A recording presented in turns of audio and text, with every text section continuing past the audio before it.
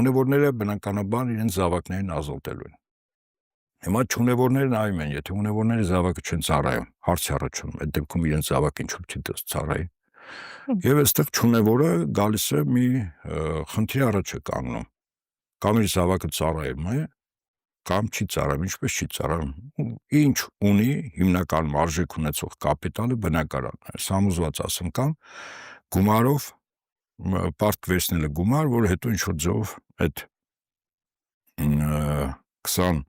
24,000-ը կամ հետո 24 միլիոնը կամ հետո 15 միլիոնը, որ 16 տարին լրանում է,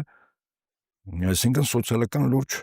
անհավասարություն է և բևեռացում է գնում հասարակության մեջ։ Չեմ ասում, որ դրանից հետո, եթե 16 տարին լրանում է և զորա կոչվողը գումարը վճարում է, նա քաղաքացիություն չհրաժարվում է, ասել արտագաղթը խթանելու ամենակարճ ճանապարհը։